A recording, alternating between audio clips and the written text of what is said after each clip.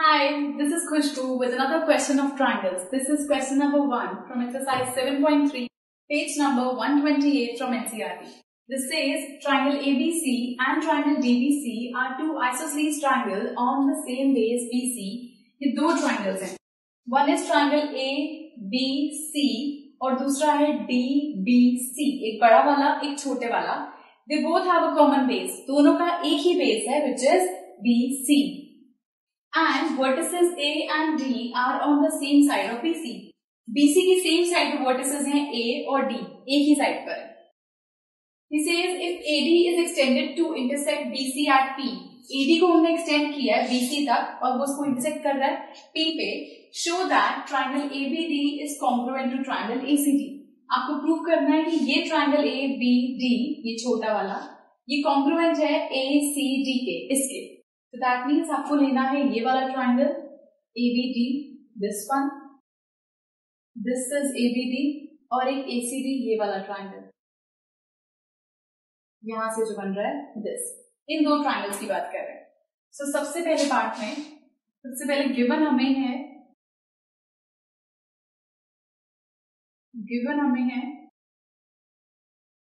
कि triangle ABC और DDC are on the same base.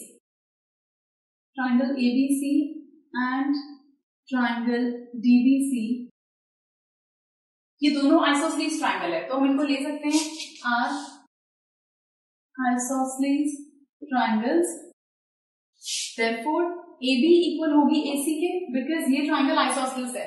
Isosceles triangle means ये side इसके इक्वल, सेम वेज DBC भी isosceles है, that means BD इक्वल होगी CD के. तो ये साइड इसके इक्वल है, ये साइड इसके इक्वल है और BD इक्वल है CD के. टू प्रूव हमें प्रूव करना है इसमें कि ट्राइंगल ABD कॉन्ग्रुएंट है ट्राइंगल ACD के. कि ट्राइंगल ABD कॉन्ग्रुएंट है ट्राइंगल ACD के. सो ये है first part. Proof in triangle ABD and triangle ACD, यही दो ट्राइंगल्स लेंगे जिनको हमें कॉन्ग्रुएंट प्रूव करना है. तो सबसे पहले से हमको क्या कहना है कि AB इक्वल है AC के, कि AB इक्वल है AC के. ये हमें गिवन है ऑलरेडी, सो रीजन देंगे given. Same way BD equal है CD के, ये भी हमें गिवन है, so BD is equal to CD given. Then AD इन दोनों के अंदर कॉमन है, so you write AD equals to AD common. Therefore तीन चीजें हमारे को मिल गई हैं. That means our triangles are congruent. Therefore triangle ABD is congruent to triangle ACD by SSS congruency rule. ये triangles हमारे पास congruent आ गए. CPCT से that means जब हमारे triangles congruent हो जाते हैं तो उनके सारे angles और सारी sides equal हो जाती हैं. So we can say कि ये वाला एंगल इक्वल है इस एंगल के. So CPCT से हम प्रूव कर सकते हैं. Therefore एंगल BAD ये वाला एंगल, ये बीच का जो आ रहा है, and angle CAD that means ये वाला एंगल, ये दोनों एंगल्स इक्वल हो जाएंगे. Is equal to angle CAD by CPCT. ये आ गया हमारे पास first part. Now same way second part के लिए, तो पार्ट सेकेंड हमारे को प्रूव करना है. टू प्रूव हमें प्रूव करना है कि ट्राइंगल ABP कॉन्ग्रुएंट है ट्राइंगल ACP के. कि ट्राइंगल ABP कॉन्ग्रुएंट है ट्राइंगल ACP के. प्रूफ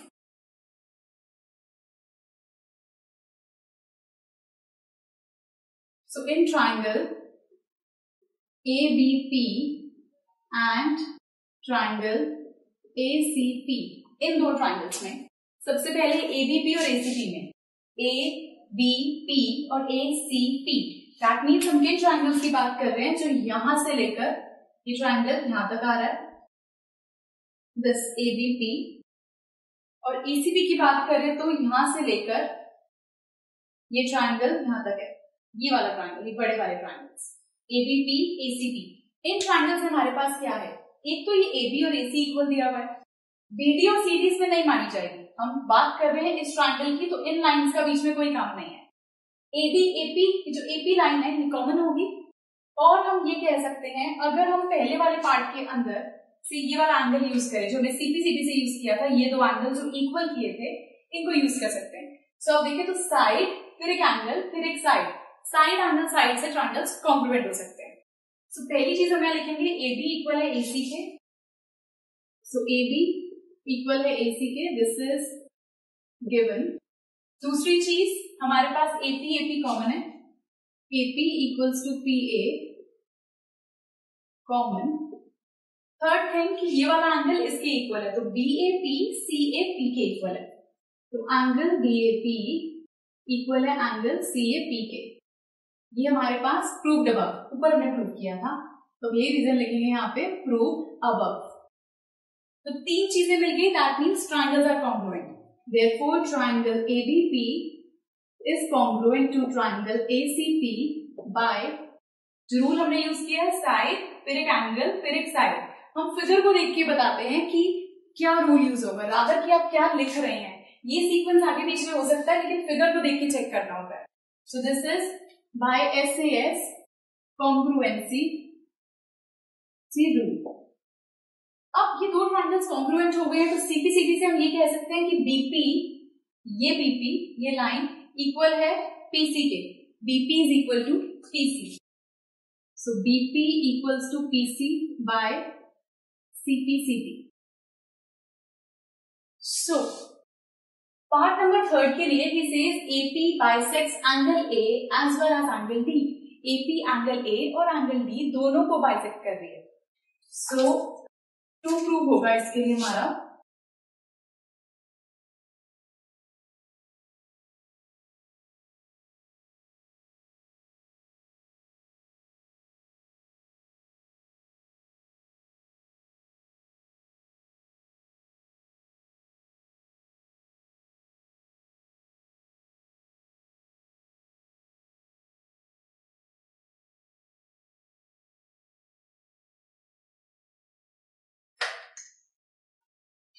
टू प्रूव है AP bisects angle A as well as angle D, कि AP इन दोनों को बाइसेक्ट कर रही है। दैट मीन्स बाइसेक्ट करने का मतलब होता है दो हाफ में डिवाइड करना। एंगल A को अगर हाफ में डिवाइड कर रही है, दैट मीन्स ये इसके इक्वल, आपको ये प्रूव करना है। और एंगल D को कर रही है, दैट मीन्स आपको प्रूव करना है कि ये इसके इक्वल। तो हमें प्रूव करना है कि एंगल BAD इक्वल है एंगल CAD के। इसका मतलब है AP बाइसेक्ट एंगल A, और हमें प्रूव करना है कि D को भी बाइसेक्ट कर रही है, मतलब BDP ये एंगल इक्वल लाना है इसके CDP के। दैट मीन्स हमें लाना है BDP इक्वल है एंगल CDP के, ये प्रूव करना है।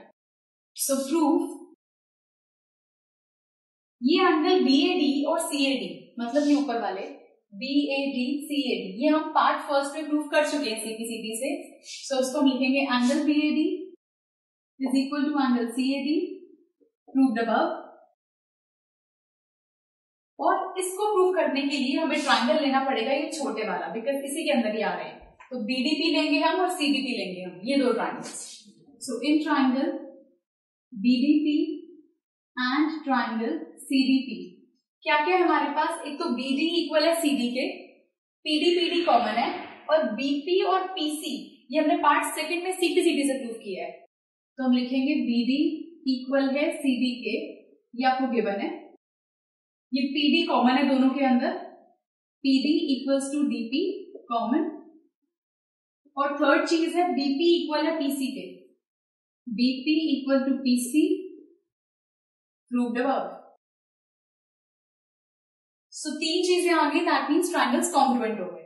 देयरफॉर ट्रायंगल BDP कॉन्ग्रुएंट है ट्रायंगल CDP के बाय, तीनों साइड्स है हमारे पास, तीनों साइड्स ली हमने, ये वाली ये वाली ये वाली, दैट मीन्स ये हुआ SSS कॉन्ग्रुएंसी हुई बाय SSS कॉन्ग्रुएंसी रूल। तो CPCD से हम कह सकते हैं कि this angle is equal to this angle, Therefore, angle BDP is equal to angle CDP by CPCD. ये हमें प्रूव करना था कि एंगल D को भी बाइसेक्ट कर रहा है. Now part number 4, AP is the perpendicular bisector of BC. मतलब आपको दिखाना है कि ये वाला जो एंगल है ये 90 का है और ये BP इक्वल है PC के. ये हम ऑलरेडी प्रूव कर चुके हैं कि BP इक्वल है PC के. परपेंडिकुलर बाइसेक्टर प्रूव करने का मतलब होता है कि 90 का एंगल बनाए और उस साइड को 2 हाफ में डिवाइड करेगा. 2 हाफ में डिवाइड कर चुका है, हमने प्रूव कर दिया, बट ये एंगल 90 का है, ये आपको शो करना है. सो टू प्रूव में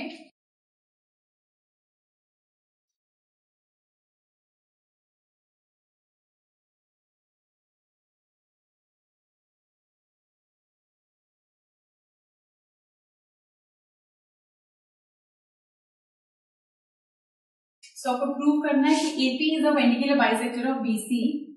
AP is the perpendicular bisector of BC.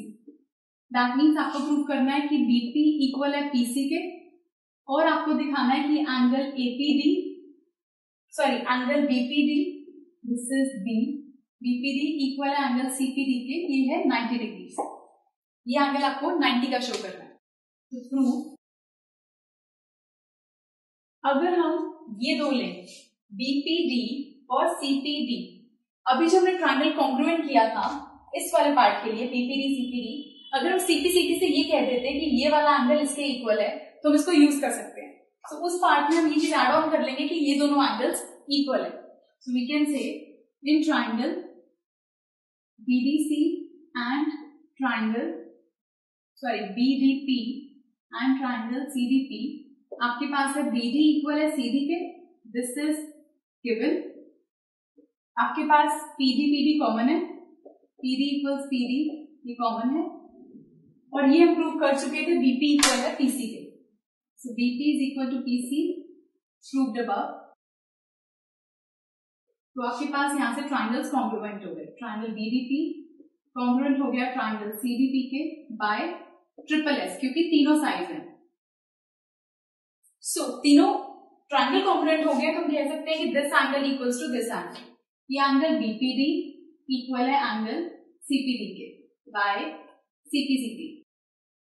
अब एंगल्स इक्वल हैं और एक स्ट्रेट लाइन पे बन रहे हैं, तो अगर उनको ऐड करें तो ये बनता है लीनियर पेयर. तो हम लेंगे फिर दोनों एंगल्स को, BPD plus CPD equals 180 degree. Reason आएगा आपके पास लीनियर पेयर, बिकॉज जब दो एंगल्स एक स्ट्रेट लाइन पे बन रहे हैं आपके, तो ये आपका बनता है लीनियर पेयर. अब BPD CPD दोनों इक्वल हैं, किसी भी एक इसको BPD रहने देते हैं और CPD की जगह पर भी हम BPD लिख देते हैं बिकॉज ये दोनों इक्वल है. तो यहाँ आएगा BPD इक्वल्स 180 डिग्री. दोनों BPD प्लस BPD हो गया ट्वाइस ऑफ BPD इक्वल्स 180. तो BPD की वैल्यू यहां से आ गई 180/2 मतलब कि 90. तो ये एंगल आपके पास आ गया 90 डिग्री. अगर BPD 90 है तो CPD भी 90 है. यही हमें प्रूव करना था. ये angle BPD equal angle CPD equals 90, और आपके पास ऑलरेडी था कि BP इक्वल है PC के, ये आप प्रूव कर चुके थे. And BP is equal to PC. So ये दो चीजों से प्रूव होता है आपके पास कि AP is the perpendicular bisector of BC. So this was question number 1 from exercise 7.3. In case आपको कोई भी doubt हो, please do write to us and do watch the next video for some more questions. Goodbye.